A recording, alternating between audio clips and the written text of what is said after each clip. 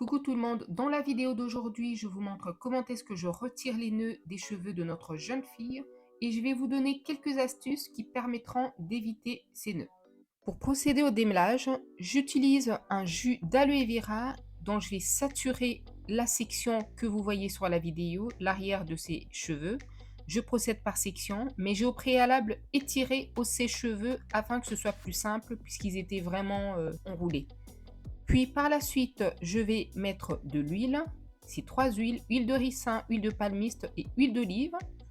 Je vais mettre un peu de gras sur ses cheveux, ce sera beaucoup plus simple pour pouvoir retirer les nœuds comme vous le voyez sur l'image. Comme je l'ai dit dans une précédente vidéo, le démêlage fait partie de l'un des facteurs très importants dans le processus de la rétention de la longueur. Premièrement, qu'est-ce qui a généré la formation de ces nœuds? C'est le fait de les avoir portés en chignon durant 2 mois, sans pour autant faire de démêlage quelconque. C'est-à-dire que certaines fois, les cheveux ont certes été lavés, une ou deux fois, les cheveux étaient lavés, mais sans pour autant les démêler, juste l'application de produit et rincer, histoire que ce soit propre. Plusieurs éléments étaient précurseurs de la formation des nœuds sur les cheveux, dont le premier élément est quoi? Était le manque d'hydratation et de nutrition.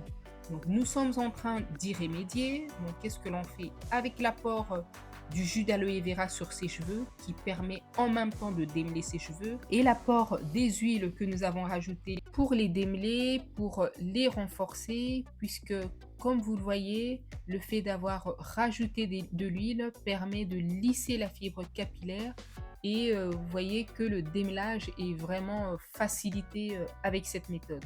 J'arrive à démêler mais très facilement. Le deuxième facteur est le fait de ne pas faire des sections lors du lavage des cheveux.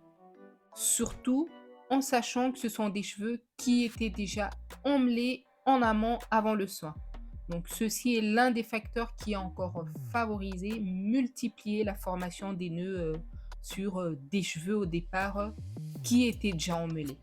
Le troisième facteur qui peut permettre d'éviter justement la formation des nœuds est le fait de les avoir étirés par le biais des nattes, ça peut être le biais des twists, tresse au fil, ça peut être par le biais d'autres coiffures, 2, 3, 4, ça ne veut pas forcément dire qu'il faut avoir des petites sections de twists, de nattes, de braids ou autres. Ça peut être 2 en fonction de la longueur de chaque personne. Ce qui a généré la formation des nœuds sur les cheveux de notre jeune fille, c'était quoi? C'était le fait qu'elle dorme avec les cheveux en chignon. C'est-à-dire que les bouts des cheveux n'étaient pas protégés.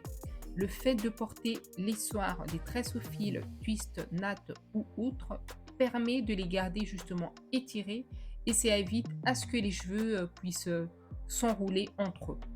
Après, ce sera en fonction de la longueur de chaque personne pour les nattes du soir ou les coiffures de jour. Le quatrième facteur sont les pointes. Les pointes qui sont la partie la plus ancienne de nos cheveux, ils ont besoin d'être beaucoup plus chouchoutés.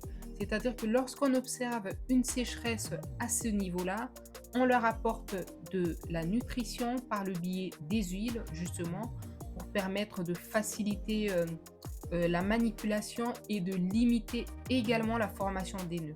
Et ou de les couper lorsqu'ils en ont besoin, c'est-à-dire lorsqu'ils sont abîmés. L'autre élément à prendre en compte pour les pointes est la chaleur. Le fait d'utiliser de la chaleur quotidiennement génère également la sécheresse, ce qui forme des nœuds au niveau des pointes. Le cinquième facteur est une bonne routine de nuit, c'est-à-dire dormir avec un foulard en satin et ou en soie ou un bonnet afin de pallier à la formation des nœuds. Le fait que notre jeune fille ait dormi avec les cheveux en chignon, c'est-à-dire sur une tête d'oreiller en coton, n'a fait qu'accentuer la formation de boucles qui était déjà existante au départ. Comme vous avez pu le constater depuis le début de la vidéo, le démêlage se fait au doigt. Pourquoi? Je fais en sorte de limiter au maximum la casse lors justement du démêlage, parce que c'est un facteur qui génère énormément de casse. Quand on n'a pas de la patience, on passe un peigne et c'est ainsi que tous les cheveux de la tête s'arrachent. justement lorsqu'il y a la formation des nœuds. Donc j'ai préféré vous montrer une section pour voir à peu près le temps que ça pourrait prendre par section, hein, quand on a des cheveux qui sont emmêlés à ce point.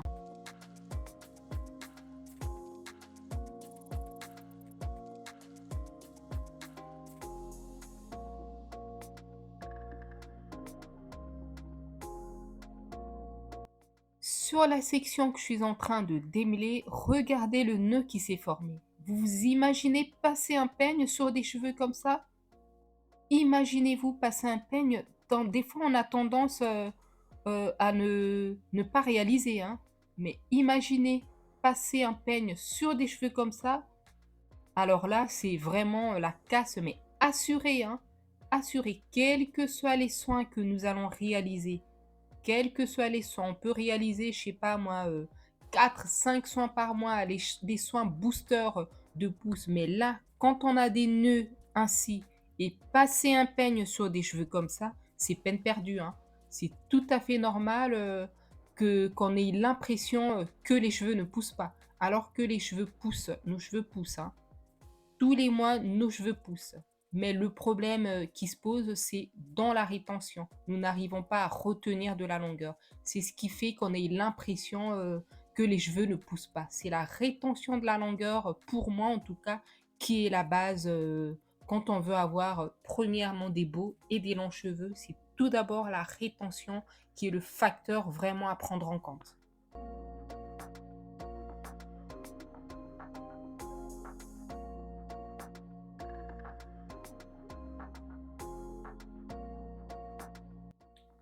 Après avoir fini de démêler, de retirer tous les nœuds sur cette section, ce que je suis en train de faire, c'est que je rajoute de l'huile, puisque au tout début, on avait parlé d'un bain d'huile, donc un soin 2 en 1.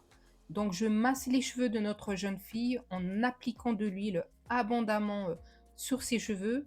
Puis par la suite, je vais sécuriser avant de pouvoir procéder à l'autre section, ainsi de suite, jusqu'à la fin.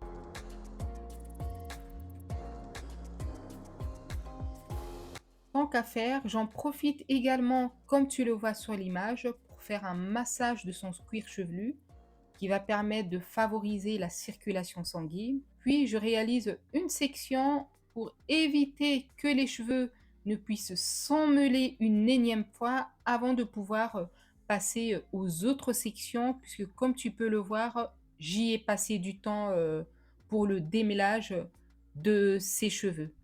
Par la suite, j'ai fini le démêlage, j'ai mis un film sur ses cheveux pendant 2 heures avant de pouvoir procéder au rinçage final. Merci d'avoir regardé la vidéo jusqu'à la fin. N'hésitez pas d'activer la cloche de notification. N'hésitez pas, le petit pouce en l'air. Et de vous abonner si ce n'est pas déjà fait. Thank you! Tchou!